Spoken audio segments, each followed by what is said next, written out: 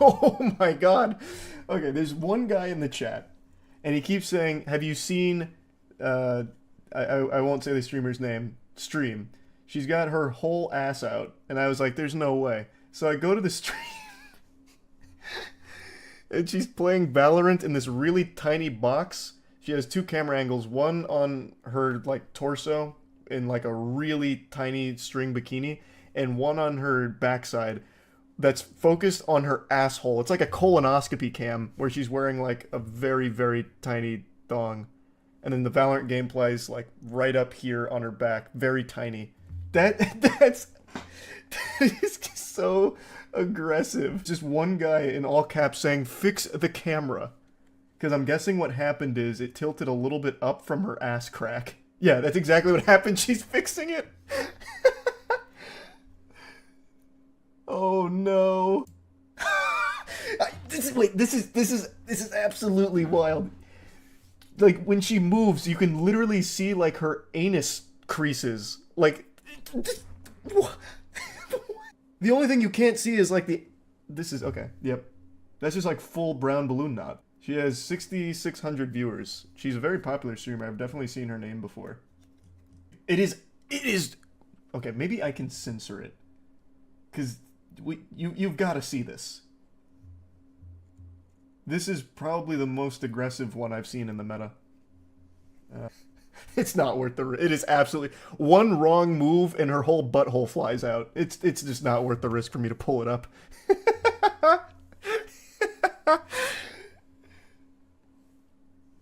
I'm gonna play it super safe to start. I'm going to crop.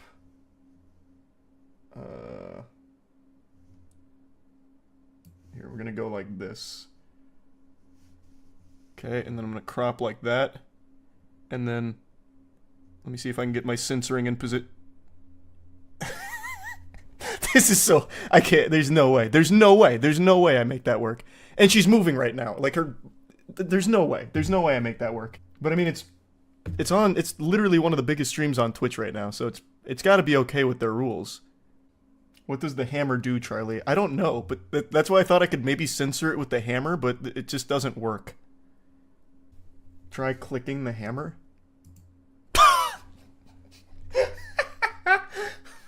Wait, I have to hear. Does it make a sound? We're gooning together. Okay, you need help, brother. I'm in there for the Valorant gameplay. Yeah, you and me both. That's why we're all there. No, I mean good for her. If Twitch is okay with it, fucking let the hustle ride. But every time she moves her ass closer to the camera, it legitimately feels like we're about to do a deep dive colon cam. It is incredibly close range. I can see hair follicles.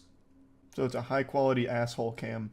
It's 8K. She's definitely got a black magic cam just for her ass. She's on that like turbo high quality grind. Like if she gets goosebumps, you'll be able to see each individual one. She's filming her ass with an IMAX camera. Yeah, she's making it so it's compatible with the big screen. She's using the same technology they used to film Oppenheimer. Well, that was cool. Hey, thanks for letting me know, I guess. Is she good at the game? I don't know. I wasn't looking at the gameplay. I have no clue. I haven't the foggiest. I can actually see her asshole. Like her actual asshole. Like legit, no, like it's not. You hear about the Boeing whistleblower who is supposedly on. Yes. Thank you for reminding me. I was going to bring that up. I haven't really looked into exactly how the whistleblower passed away here. Allegedly unaliving himself, but with everything that's been going on in the aviation industry, to me, from like the little bits I've read, it sounds more like an assassination. This is scary shit, man. I'm telling you. Planes are the devil. I've been saying it since I was a child. And you called me crazy. John Barnett, who had worked for Boeing for 32 years until his retirement in 2017, in the days before his death, he had been giving evidence in a whistleblower lawsuit against the company. Boeing said it was saddened to hear of Mr. Barnett's passing. The Charleston County coroner confirmed his death to the BBC on Monday. It said the 62-year-old had died from a self-inflicted wound on March 9th, and police were investigating. Mr. Barnett had worked for the U.S. plane giant for 32 years. From 2010, he worked as a quality manager. In 2019, Mr. Barnett told the BBC that under-pressure workers have been deliberately fitting substandard parts to aircraft on the production line. He also said he had uncovered serious problems with oxygen systems, which could mean 1 in 4 breathing masks would not work in an emergency.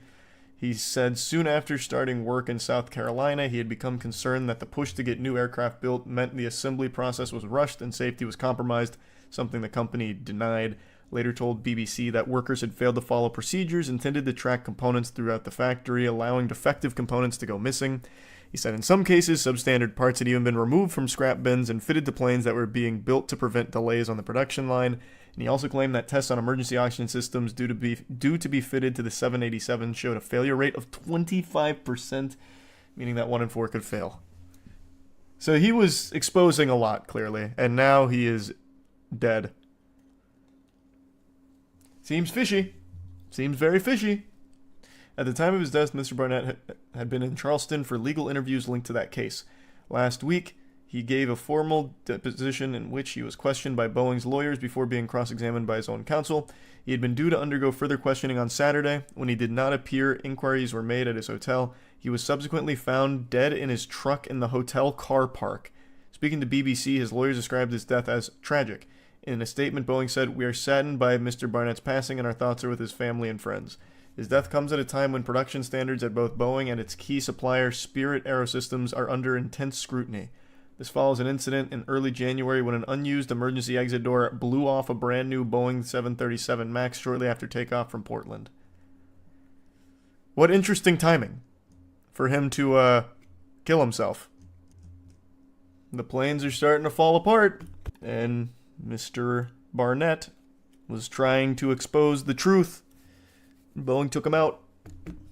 I think that's what happened here. Yeah, we're going to do Siege later tonight. Thanks to membership, Fireground. And not yet Fireground. Thanks, Bowden. No, I didn't see that episode on Boeing. And yeah, I did see that one, Dub.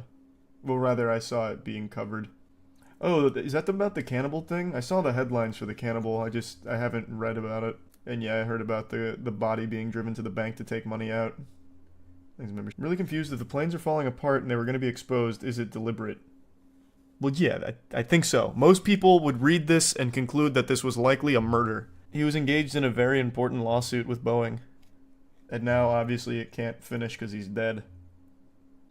What does Boeing gain from having their planes falling apart? Well, they don't gain anything from that. What they gain is by saving money on the construction as well as meeting strict deadlines for the production line, which is something Barnett was mentioning a couple times throughout this. So like in an effort to be like quick, meet those deadlines on the assembly line, they would use substandard parts, which is why shit keeps falling apart. They don't necessarily gain from having their planes fucking combust in the air, but it is good for business if they're saving money and meeting these strict timetables. Temu parts? It actually sounds like worse than Temu parts. Like here it says they were going into the bin from scrap bins and fitting them to the planes. You'd be better off buying from Temu. Corner cutting everywhere with manufacturing, maintenance, and pilot training. Pilot training's a big one too. We went over this a few times, but you remember when those, like, what was it, 787 Maxes or 737 Maxes? I don't remember. But, like, that new model that kept falling out of the sky and fucking blowing up? That was because they changed something and never educated the pilots on it. So what would happen is, like, the system would put it into a fucking nosedive. And they couldn't correct it. Once they went from engineering leadership to business leadership, it all went to shit. Well, that's the way of things, unfortunately. That was called the MCAS system. Yep, that's the one. Or, no, wasn't it MCAT?